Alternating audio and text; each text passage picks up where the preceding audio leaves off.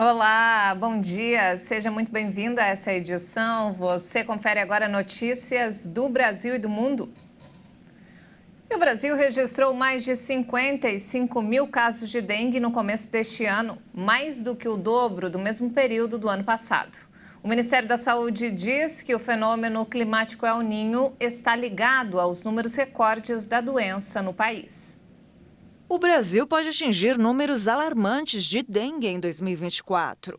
O Ministério da Saúde estima que os casos da doença variem de 1.700.000 até 5 milhões de casos, uma média de 3 milhões de registros da doença. A previsão de crescimento desses números é resultado de uma combinação de fatores, como o calor intenso, chuvas abundantes e o ressurgimento dos sorotipos 3 e 4 do vírus que causa a dengue. Só nos primeiros 15 dias do ano foram quase 56 mil registros de casos de dengue no país, com 6 mortes. A incidência de casos está em 27,5 por 100 mil habitantes. No mesmo período de 2023, haviam sido registrados 26.800 casos, ou seja, houve um aumento de 108% no número de casos, mas com 17 mortes. No ano todo, o país registrou 1.079 óbitos confirmados, com outros 211 ainda em investigação. Já com relação aos casos de dengue, foram diagnosticados 1.641.000, resultando em mais de 52 mil hospitalizações. Atualmente, todos os 4 sorotipos do vírus circulam no país. Uma situação considerada incomum pela Secretaria de Vigilância em Saúde do Ministério da Saúde. Essa circulação simultânea aumenta significativamente o risco de propagação da dengue, o que demanda medidas preventivas rigorosas. E as primeiras doses da vacina contra a dengue que já chegaram ao Brasil vão ser destinadas a crianças e adolescentes, principalmente nas regiões com alta transmissão da doença. Segundo o Ministério da Saúde, o lote inicial é de cerca de 720 mil doses. O primeiro grupo de imunizados dentro do público-alvo estão as crianças e adolescentes de 10 a 14 anos, faixa etária que concentra o maior número de hospitalizações pela doença, depois de idosos que ainda não tiveram a vacina liberada pela Agência Nacional de Vigilância Sanitária. No total, a pasta da saúde deve receber 1.320.000 doses do imunizante Qdenga, produzidas e oferecidas pelo laboratório Takeda Pharma ao SUS. Além disso, o Ministério comprou 5.200.000 doses que devem ser entregues em etapas até novembro desse ano. A quantidade é o total disponível pela fabricante para 2024. Com isso, o Brasil passa a ser o primeiro país do mundo a oferecer o imunizante no Sistema Público Universal. A vacina, aprovada pela Anvisa, já está disponível em clínicas privadas. A previsão do Ministério da Saúde é vacinar cerca de 3.200.000 pessoas neste ano. O imunizante precisa de 2 doses e deve ser aplicado com um intervalo mínimo de 3 meses. A Qdenga pode ser aplicada em pessoas de 4 a 60 anos de idade para prevenir a dengue, independentemente da exposição anterior à doença e sem necessidade de teste pré-vacinação. A Qdenga é composta por 4 sorotipos de vírus diferentes. A avaliação clínica do imunizante apontou que a vacina tem eficácia de 80% contra a dengue, com período de proteção de 12 meses após o recebimento das 2 doses. Ainda não há previsão para o início da vacinação. A saúde pública ainda segue sendo um problema a ser resolvido. Um levantamento mostrou que em São Paulo a fila de exames cresceu 52% em 2023. A capital paulista tem agora 445 mil pessoas à espera de atendimento. Os anos passam e a saúde pública segue sendo um desafio para os governantes. A lista de espera para consultas e exames só aumenta. Um exemplo é a endoscopia, que atualmente conta com uma lista de espera de 97 mil pessoas, um aumento de 72% em comparação com o ano anterior. O levantamento também mostrou que, no mesmo período, cerca de 502 mil pacientes não foram atendidos na rede municipal paulista. O principal motivo associado ao paciente como faltas e remarcações, que representam 98,5% de todos os exames não realizados. Contudo, na contramão do aumento, os exames de ressonância e oftalmológicos caíram na cidade. Em 2022, pouco menos de 34 mil pessoas estavam na fila para a realização de ressonâncias, mas em 2023, esse total caiu para pouco mais de 10 mil, uma diminuição de 70% em um ano. Mesma situação dos exames oftalmológicos, que caíram de 7.500 para 6.800 pessoas na fila, uma queda de 9% frente ao ano anterior. Questionada sobre essa condição, a Prefeitura de São Paulo informou que vem trabalhando na construção de novas redes de saúde pública e na contratação de novos especialistas. Além disso, a Prefeitura informou também que vem empregando esforços para melhorar a qualidade no atendimento de saúde à população. A Justiça Federal condenou a mineradora Braskem a pagar indenização para 3 mil famílias prejudicadas pela mineração de salgema na região onde o solo afundou em Maceió. A área ficou isolada depois da desocupação de outros 5 bairros em decorrência do afundamento do solo. As casas dessas comunidades apresentaram rachaduras. Em dezembro, parte de uma das 35 minas de extração de salgema se rompeu na Lagoa Mundaú.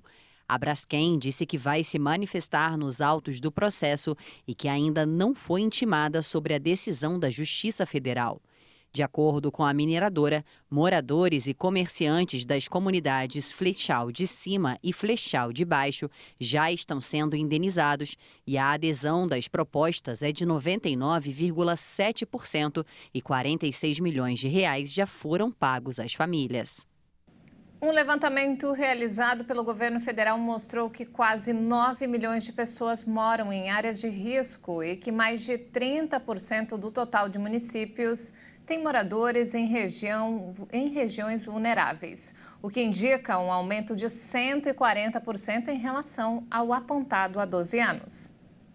De acordo com o estudo, as 10 cidades com maior número de áreas de risco são São Paulo, no estado paulista, Teresópolis, Petrópolis e Nova Friburgo, no Rio de Janeiro, Blumenau, em Santa Catarina, Maceió, em Alagoas, Fortaleza, no Ceará, Belo Horizonte, em Minas Gerais, Jaboatão dos Guararapes, em Pernambuco e Salvador, na Bahia.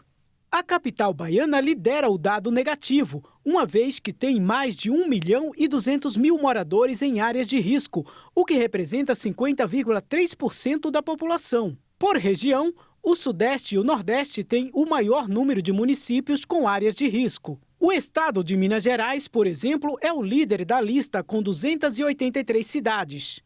Já a unidade federativa com a maior população exposta a áreas suscetíveis a desastres naturais é São Paulo, onde 1.552.836 estão nessa situação. Um estudo do governo federal feito há 12 anos identificou 821 municípios com áreas de risco. O atual levantamento é um esforço interministerial e reúne a Casa Civil com os Ministérios de Desenvolvimento Regional, das Cidades, da Ciência e Tecnologia, de Minas e Energia e do Meio Ambiente. A partir dessas informações, o objetivo, segundo o governo, é usar os dados para direcionar os recursos federais para a defesa civil e o desenvolvimento de ações nessas localidades. Entre 1991 e 2022, o relatório apontou que foram registradas 23.611 ocorrências de desastres naturais em todo o país. Os episódios levaram a 3.890 mortes e 8.226.314 desalojamentos ou desabrigados. Entre as metas listadas, o governo pretende também garantir recursos para a prevenção de desastres por meio do novo Programa de Aceleração do Crescimento, o PAC. Em setembro do ano passado, o ministro do Desenvolvimento Social, Wellington Dias, afirmou que até 2026 o novo PAC destinará 14 bilhões e 900 milhões de reais para a iniciativa. Nesta semana, temporais deixaram rastro de destruição em diversas cidades do Rio de Janeiro e do Rio Grande do Sul, com mortes e milhares de desabrigados. Uma situação trágica que pode aumentar dado o crescimento de eventos extremos com as mudanças climáticas. E mudando de assunto, olha só, a diferença salarial entre homens e mulheres cresceu pelo 4º mês consecutivo e chegou a 10% em novembro do ano passado. A desigualdade é ainda maior quando comparado postos que exigem ensino superior completo. O mercado de trabalho brasileiro está ainda mais desigual. Os dados do CAGED mostraram que os cargos que exigem ensino superior completo têm uma diferença salarial de 29%. As mulheres recebem, em média, R$ 3.500. Já os homens recebem pouco a mais de R$ 5.000. De acordo com pesquisadores e economistas, um dos fatores que pode explicar essa diferença é a baixa presença de mulheres em posições de prestígio, como postos de gerência e diretoria, assim como em setores altamente demandados atualmente, como as áreas de ciência e tecnologia. Além do aumento da diferença de rendimentos entre gêneros, os números de homens empregados mais do que dobraram, se comparados dados de novembro de 2022 a novembro de 2023. No mesmo período, o das mulheres caiu 15%, já quando vistos os dados de admitidos e desligados, os homens correspondem a cerca de 60% e as mulheres apenas 40%. Veja a seguir: casos graves e mortes. Mato Grosso identifica nova subvariante da Covid-19. E ainda, Macintosh completa 40 anos. Museu na Califórnia exibe computador responsável por abrir caminho para máquinas modernas. Nós voltamos em instantes. Até já!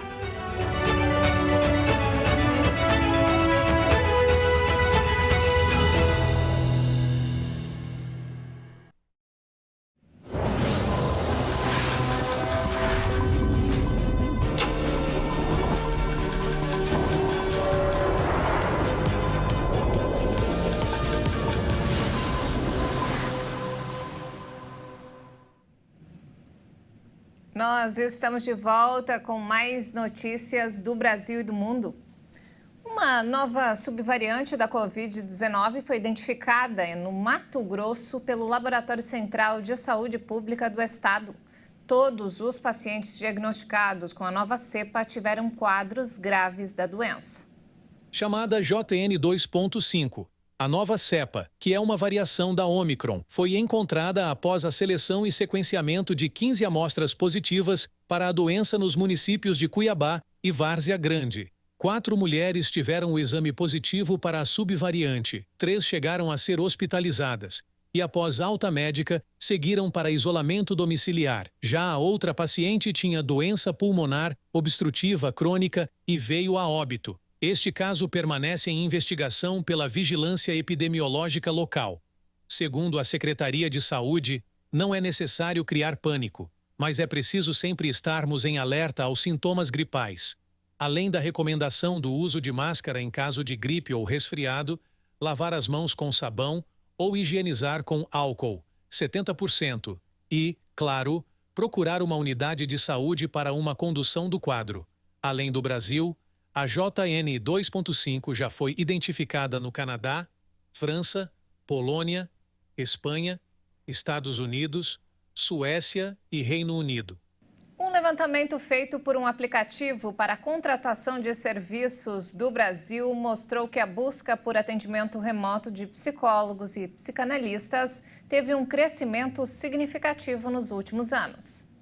A busca pelos profissionais de forma online começou a ganhar visibilidade e preferência no ano de 2021, período de pandemia. Embora tenha havido uma queda temporária em alguns trimestres, o atendimento presencial tenha se recuperado parcialmente, atualmente as modalidades praticamente se equipararam na preferência dos clientes, com a remota representando 65% das escolhas. No que diz respeito à modalidade de atendimento por psicanalista, observa-se uma clara preferência pelo formato online. Desde a implantação do atendimento remoto pelo Jet Ninjas, os números continuaram a crescer. Conforme análise, 61% das buscas na plataforma são para o formato remoto e 39% para o atendimento presencial. O Jet Ninjas observa que após a plataforma adotar a modalidade de atendimento remoto, se tornou essencial para muitos especialistas, ao proporcionar uma maneira segura aos pacientes de receber assistência sem exposição ao vírus.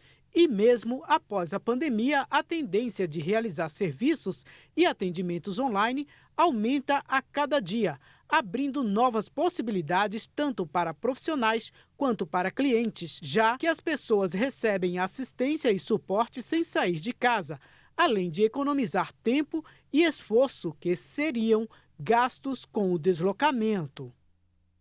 E nos destaques internacionais, o Reino Unido e Estados Unidos anunciaram a adoção de novas sanções contra 5 pessoas e uma entidade-chave no financiamento do Hamas e de sua aliada, a Jihad Islâmica Palestina. As sanções coordenadas entre os dois países enviam uma mensagem clara ao Hamas.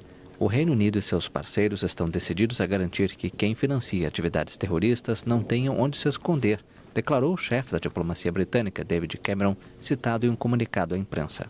Entre as pessoas às quais essa medida é direcionada está Zuhair Shamlak, financiador emblemático do Hamas desde 2019, que ajudou o movimento islamista palestino a utilizar criptomoedas. Shamlak utilizou moedas digitais e sistemas informais de transferência de dinheiro para enviar grandes quantias ao Hamas a partir do Irã, antes dos trágicos ataques de 7 de outubro em Israel, disse o Ministério das Relações Exteriores britânico. O governo do Reino Unido indica em seu comunicado que as novas sanções contra essas pessoas ou entidades se traduzirão em um congelamento de ativos, proibições de viagens e embargos de armas. Essa é a terceira rodada de sanções impostas pelos dois países desde o ataque lançado pelo Hamas em 7 de outubro. A União Europeia e os Estados Unidos consideram o Hamas uma organização terrorista. Equador e Estados Unidos chegaram a um acordo de cooperação na guerra contra o narcotráfico. O diálogo entre os dois países foi favorável também para ampliar o acesso a mercados e aumentar os investimentos para gerar mais empregos no país sul-americano. A reunião contou com a presença do assessor especial da Presidência dos Estados Unidos para as Américas, Christopher Dodd, da comandante do Comando Sul, Laura Richardson, e do subsecretário adjunto do Escritório de Assuntos Antinarcóticos, Christopher Landberg. De acordo com a presidência do Equador, as duas partes concordaram em incrementar a cooperação em segurança e defesa, além de trabalhar para alcançar uma migração ordenada, segura e regular. Expressamos às autoridades americanas que para o Equador é uma prioridade a ampliação do acesso a mercados para os nossos bens e serviços, assim como a atração de investimentos e financiamentos. O Equador enfrenta há 2 semanas uma investida de grupos criminosos ligados a cartéis mexicanos e colombianos após a fuga de Adolfo Macias, chefe da gangue Los Choneros, da prisão. A violência escalou principalmente depois que um grupo tomou com armas um canal de televisão durante uma transmissão ao vivo. O presidente Daniel Noboa declarou um conflito armado interno e ordenou uma luta sem trégua contra os grupos traficantes, qualificados por ele como terroristas. Lançado em 24 de janeiro de 1984, o primeiro Macintosh completou 40 anos. O Museu de História da Computação, na Califórnia, exibe um dos primeiros computadores que foi responsável por abrir caminho para máquinas mais modernas. Os computadores, conhecidos como Mac, ganharam adeptos por sua facilidade de uso e sua interface gráfica, entre outras características. O Mac desempenhou um papel importante na transformação do computador pessoal, de algo que exigia um pouco de conhecimento, ou seja, memorizar um monte de comandos que seriam usados, por exemplo, em um PC IBM, em um ambiente gráfico no qual você poderia simplesmente apontar e clicar em diferentes coisas na tela e fazer seu trabalho dessa forma. O primeiro Macintosh foi um produto de luxo. Foi vendido em 24 de janeiro de 1984 nos Estados Unidos por mais de $7 mil hoje, equivalente a mais de R$40 mil. Mas o preço caiu rapidamente para cerca de $2 mil, o que o tornou mais acessível que o principal concorrente, o PC da IBM, que custava cerca de $10 mil hoje. O The New York Times informou que a Apple esperava vender 250 mil Macintoshes em 1984. Estes números louváveis, em uma época em que os computadores ainda não haviam se democratizado, são 15 vezes mais modestos do que as vendas atuais de computadores Apple. Inicialmente, o Mac era voltado para usuários profissionais, ou seja, pessoas que trabalhavam com artes criativas, como escritores e artistas gráficos e assim por diante. E essa comunidade permaneceu muito bem com o Mac durante esse tempo. Mas o mercado do Mac aumentou drasticamente, sendo usado basicamente por todos. É muito popular entre os estudantes, por exemplo, e se tornou uma marca global poderosa por si só. As consultorias Gartner e IDC estimam que o grupo de Cupertino tenha vendido cerca de 22 milhões de Macs em 2023. Com entre 8% e 9% das vendas globais, a Apple está em quarto lugar, depois da Lenovo, HP e Dell. E antes de encerrar, olha só, a Torre Eiffel recuperou seu nível de visitas em 2023 e superou o número anterior à pandemia de Covid.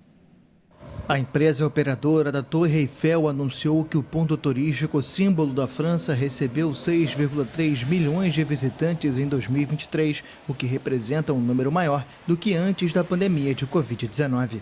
O ano passado, marcado pelas homenagens ao criador da torre, Gustave Eiffel, pelo centenário da morte do engenheiro, teve um aumento de 8% em relação a 2022.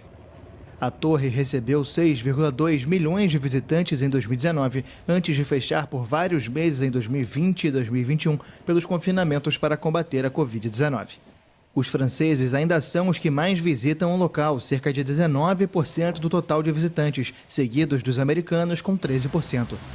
Os grandes museus parisienses, como o d'Orsay, também seguiram a mesma tendência, com níveis de visitas semelhantes aos de 2019. O ano de 2024 vai ser marcado pelos Jogos Olímpicos e Paralímpicos de Paris. Estão previstos mais de 15 milhões de espectadores na capital francesa. E não temos mais tempo, essa edição fica por aqui. Mais informações ao longo da nossa programação. Muito obrigada pela companhia, um ótimo fim de semana para você. Até mais.